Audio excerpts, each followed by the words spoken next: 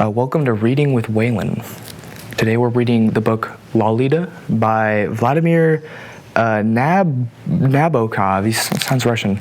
We're going to be reading a random page from this book. It's a banned book for whatever reason. I don't know. I've never read this book. I'm not much of a reader, but we are here today. We're going to read the page 38. So here we go. Tragedy of deceit. Rockers and rickety lamp tables with dead lamps. I was led upstairs and to the left into my room. I inspected it through the mist of my utter rejection of it, but I did not discern above my bed Rene Prinetz, some sort of name, it sounds like, Kreutzer Sonata, some sort of name, I'm not too sure. And she called that servant maid's room a semi-studio. Let's get out of here at once, I firmly said to myself as I pretended to deliberate over the absurdly and ominously low price that my wistful hostess was asking for board and bed. Old word politeness, however, obliged me to go on with the ordeal. We crossed the landing to the right side of the house, where I and Lo have our arms, Lo being presumably the maid, and the lodger lover could hardly conceal a shudder when he, a very fastidious, thank you cameraman, fastidious male, was granted a preview of the only bathroom, a tiny oblong between the landing of Lo's room, with limp, wet things overhanging the dubious tub, the question mark of hair inside, and there was the expected coils of the rubber snake and its complement, a pinkish coily covering the toilet lid. I see you're not too favorably impressed, said the lady, letting her hand rest for a moment upon my sleeve. She combined a cool forwardness, the overflow of what I think is called poise, with a shyness and sadness that caused her detached way of selecting her words to seem unnatural as the intention of a professor of speech. This is not a neat household, I confess, the doomed dear continued, but I assure you, she looked at my lips, you will be very comfortable indeed.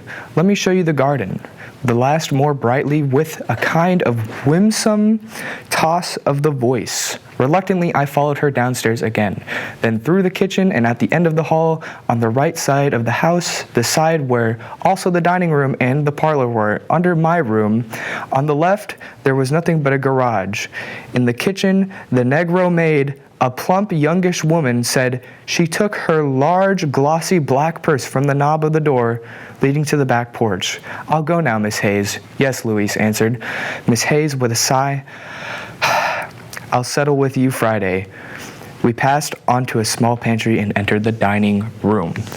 We are going to now select another random page. Let's see here. It's a good page here. Yes, we will now be reading page 174. Let's see where the story goes.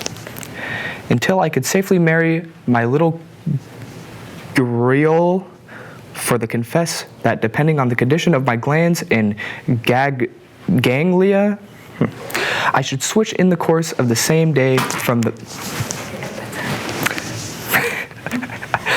I should switch from the same day from one pole of insanity to the other, from the thought that around 1950 I would have to get rid somehow of a difficult adolescent whose magic nymphage had evaporated, to the thought that with patience and luck I might have her produce eventually a nymphette with my blood in her exquisite veins.